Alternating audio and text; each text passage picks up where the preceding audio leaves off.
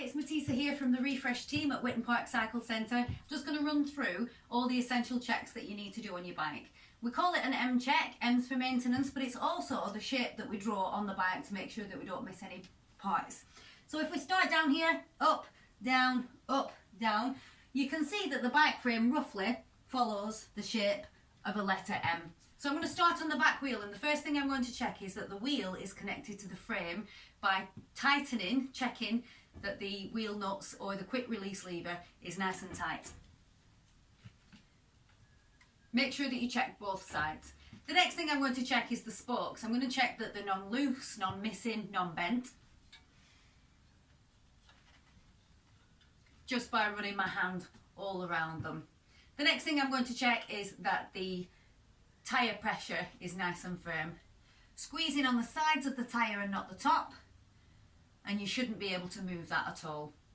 The next thing I'm going to check is the back brake. So that's the left hand brake. So I'm just going to take hold of the brake here, and I'm going to squeeze it and then slide the bike forwards, and the back wheel shouldn't move. Once I've released that, I'm just going to check that the brake doesn't stick. So I'm just going to lift up this wheel and push it round and make sure that it does run freely. Lovely. That's all the checks that we've done on the back wheel. So from the back wheel, to draw that letter M, we need to come up to the saddle. Now the saddle height needs to be about the crest of your hip. If you're new to cycling, by all means, just take it a little bit lower so that you feel a little bit more confident with your feet a little bit flatter to the floor, okay? So once you've adjusted your saddle, you need to make sure that it doesn't move, and it doesn't want to be pointing up at an angle either, because that's going to be really uncomfortable. So once we've finished with the saddle, we then continue with our letter M and we come down to the pedals. And we need to make sure that the pedals run freely on both sides. So I'm just going to spin these, and then I'm just going to check the crank. So there shouldn't be any sideways movement inside here, okay? The pedal should move, but the crank shouldn't be loose. As I'm going up the frame, I'm just going to check that there's no cracks or there's no damage to the frame. And then I'm coming up to the handlebars.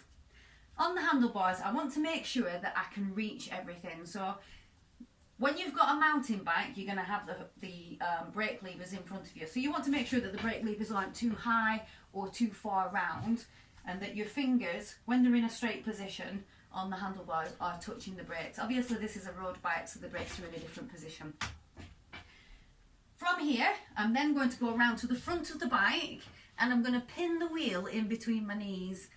And then I'm going to just try and turn the handlebars. And if the handlebars turn without the wheel, then we need to adjust the headset. Okay, so just a little squeeze there. Make sure that the wheel and the handlebars are turning together. Once I've done that, I'm straight down to the front wheel again, and I've got all those same 5 checks on the front wheel as I did the back wheel. So first of all, making sure that the wheel is connected to the frame. Nice and secure on both sides. Then I've got the spokes. Then I've got the tyre pressure, squeezing the side and not the top of the tyre. Then I've got the brake, so that's the right brake for the front wheel. And then I want to make sure that the brakes aren't sticking, so I'm just going to lift, run that wheel, and it looks like I'm ready to go.